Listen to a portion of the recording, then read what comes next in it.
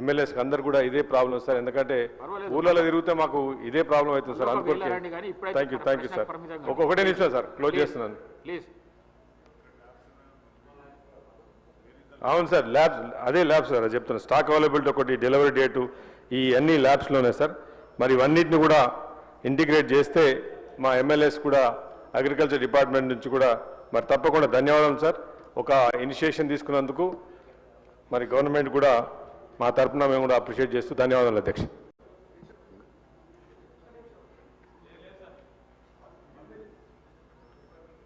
గౌరవ మంత్రి గారు. అధ్యక్ష, హరీష్ గారు, మదన్ గారు చెప్పినటువంటి విషయాలు ప్రభుత్వ పరిశీలనలో ఉన్నాయి. తప్పకుండా ఇప్పటికే టెక్నాలజీని యూజ్ చేయాలని. గత ఖరీఫ్లో మాత్రం జియో పొలిటికల్ రీజన్స్ తోటి కేంద్ర ప్రభుత్వం సరైన సమయంలో సప్లై చేయలేదు. అందుకనే కొన్ని ఇబ్బందులు వచ్చి గత ఖరీఫ్లో రైతులు ఇబ్బంది పడ్డ మాట వాస్తవం.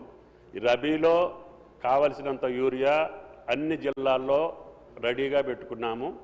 ఇప్పటికే డిసెంబర్ నెలలో 3 లక్షల టన్నులు అమ్మకాలు జరగాల్సింది 4 లక్షల చిల్లర టన్నులు అమ్మకాలు జరిగింది. రైతులు కూడా సంవత్సరానికి సరిపోని మొత్తం ఒకేసారి పెట్టుకోవాలనే ఉద్దేశంతో ఎక్కడైనా 1-2 చోట్ల కంగారు పడుతున్నారు తప్పితే యూరియా కొరత లేదు.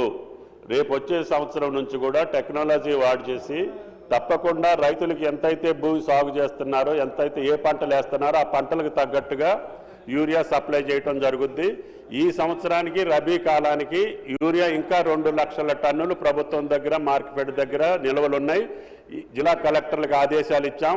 వాళ్ళు ఎంత యూరియా అడిగితే అంతా జిల్లాలకి, రైతాంగానికి సప్లై చేయడానికి ఈ ప్రభుత్వం సిద్ధంగా ఉంది అధ్యక్ష.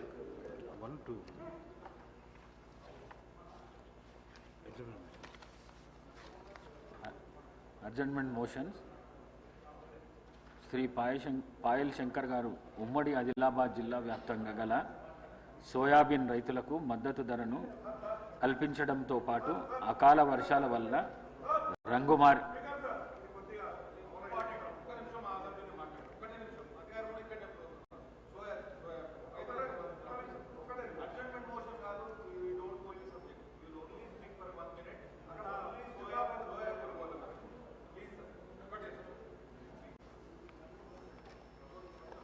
పాయల్ శంకర్ గారు. ధన్యవాదాలు అధ్యక్ష. ఇది రైతులకు సంబంధించినటువంటి ఇంపార్టెంట్ అంశం కాబట్టి రైతులు సోయాబీన్ పంట పండించారు అధ్యక్ష. మా ఉమ్మడి ఆదిలాబాద్ జిల్లాలో పెద్ద మొత్తంలో సోయాబీన్ పంట పండించారు. ఈ సంవత్సరం విపరీతమైనటువంటి వర్షాల కారణంగా రంగుమారినటువంటి సోయాబీన్ని ఎఫ్ఏక్యూ నామ్స్ ప్రకారం కొనడానికి కొంత ఇబ్బంది వస్తున్నదని అధికారులు చెప్తా ఉన్నారు. 2 నెలల నుండి రైతులు సోయాబీన్ని మార్కెట్లో సంచులు పెట్టుకొని కూర్చున్నారు. దయచేసి మీ ద్వారా ప్రభుత్వానికి విజ్ఞప్తి చేస్తున్నా, ఇటువంటి విపత్కర పరిస్థితులలో రైతు బాధను మనం అర్థం చేసుకొని కేంద్ర ప్రభుత్వం 50% నష్టాన్ని భరించడానికి సిద్ధంగా ఉన్నది.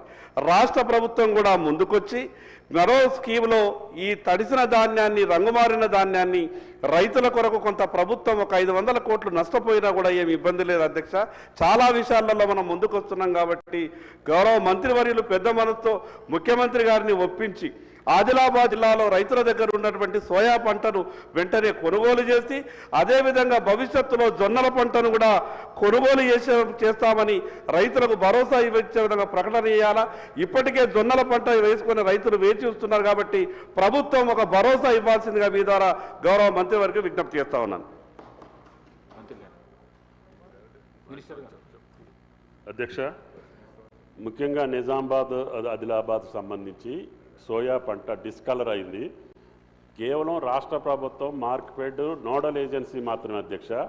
ఈ పంట మొత్తం కొనుగోలు చేయాల్సింది కేంద్ర ప్రభుత్వం సంస్థ అయినటువంటి నాఫెడ్.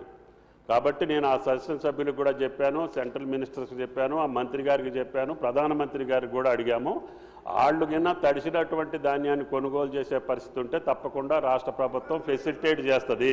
కాబట్టి దయచేసి ఎమ్మెల్యేలు అందరూ, ముఖ్యంగా ఆదిలాబాద్కు సంబంధించి పాయల్ గారికి మీకు తెలుసు, నేను చేసే ఎప్పటి కూడా ఇంకా ఇప్పటికి 43,000 మెట్రిక్ టన్నులు కొన్నాము, ఇంకా ఒక 25,000 కొంటాం. కానీ డిస్కలర్ద మట్టికి కేంద్ర ప్రభుత్వం నాఫెడ్ యాక్సెప్ట్ చేయట్లేదు. మేము కొనుగోలు చేసింది కూడా రిటర్న్ చేశారు.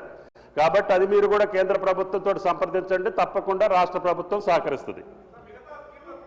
లాస్ట్ క్వశ్చన్ 1339 గౌరవ మంత్రి పొన్నం ప్రభాకర్ గారు. అధ్యక్ష, సమాధానం ఏ. ప్రమాదంలో మరణించిన 19 మంది మృతుల కుటుంబాలకు ఒక్కొక్కరికి రూపాయలు 5 లక్షల చొప్పున రూపాయలు 95 లక్షల మొత్తాన్ని, గాయపడిన 37 మందికి ఒక్కొక్కరికి 2 లక్షల రూపాయల చొప్పున 74 లక్షల మొత్తాన్ని ప్రభుత్వం మంజూరు చేసి విడుదల చేసింది, వారికి అందజేయడం జరిగింది. పై వాటికి అదనంగా బస్ డ్రైవర్తో పాటు మరణించిన 18 మంది ప్రయాణికుల కుటుంబాలకు ఒక్కొక్కరికి 2 లక్షల మొత్తాన్ని టీజేఎస్ఆర్టీసీ మంజూరు చేసి విడుదల చేయడం అయింది. బి. ఏమీ లేదు అధ్యక్ష. సి. వర్తింపయ్యే చోట గాయపడిన ప్రయాణికులు ఉచితంగా ఆరోగ్యశ్రీ కింద కూడా ప్రభుత్వం చికిత్సను అందించింది. డి. ప్రయాణికులు ఒక్కొక్కరు రూపాయలు 1 చొప్పున భద్రతా సెస్సును టీజేఎస్ఆర్టీసీ వసూలు చేసింది. ప్రమాదంలోని బస్సులు మెసర్స్ ఓరియంటల్ బీమా కంపెనీ లిమిటెడ్ జారీ చేసిన బీమా పాలసీ వర్తింపు అవుతుంది. మృతులపై ఆధారపడిన వారి ద్వారా గాయపడిన వ్యక్తుల ద్వారా motor accidents claim tribunal MCT కింద సమక్షంలో క్లెయిములు దాఖలు చేయడమైంది. వాటిని ఎంఎస్టీ నిర్ణయించడం అవుతుంది. అందించిన నష్టపరిహారం పార్టీలకు నేరుగా బీమా కంపెనీ చెల్లించడం అవుతుంది. ఈ అవునండి, భద్రతా సెస్ నిధి నుండి మరణించిన 17 మంది ప్రయాణికుల కుటుంబాలకు మరియు ఒక బస్ డ్రైవర్కు రూపాయలు 2 లక్షల చొప్పున ఒక్కొక్కరికి టీజీఎస్ఆర్టీసీ చెల్లించడమైంది. ఎఫ్. ఇప్పటి వరకు 54 మంది లబ్ధిదారులకు నష్టపరిహారం మొత్తం అందడం జరిగింది. ఇంకా 2కి అందవలసి ఉంది. ధన్యవాదాలు. శ్రీ తన్నీరు హరీష్ రావు గారు. శ్రీ నాయని రాజేందర్ రెడ్డి గారు. అధ్యక్ష, వరంగల్ జిల్లాలో బస్ యాక్సిడెంట్లో మనకు రన్నింగ్ బస్సు పోతుంటే తాకి గుద్ది బయటపడి ముందు సీట్లో కూర్చున్న అతను చనిపోయింది అధ్యక్ష. దానికి నష్టపరిహారం చూసి, ఎందుకంటే వారి చిన్న కుటుంబం, 2 పిల్లలు ఉన్నారు, వారికి ఆధారం ఏది లేకుండా ఉన్నది, వారి కాంపన్సేషన్లో మంత్రివర్యులు కొద్దిగా చూసి దాని మీద కొద్దిగా ఆధారం కుటుంబానికి ఏది లేకుండా ఉన్నది, పూర్తిగా మన తప్పు ఉన్నది దాంట్లో, కాబట్టి దాన్ని ఆలోచన చేసి దాన్ని నిర్ణయం తీసుకోమని మంత్రి గారిని విజ్ఞప్తి చేస్తున్నారు. మంత్రి గారు. గౌరవ సభ్యులు వ్యక్తిగతంగా కూడా నా దృష్టికి తీసుకొచ్చినారు అధ్యక్ష. తప్పకుండా ఆర్టీసీ పక్షాన వారి కుటుంబాలను ఆదుకోవడానికి సానుకూలంగా పరిశీలిస్తాం.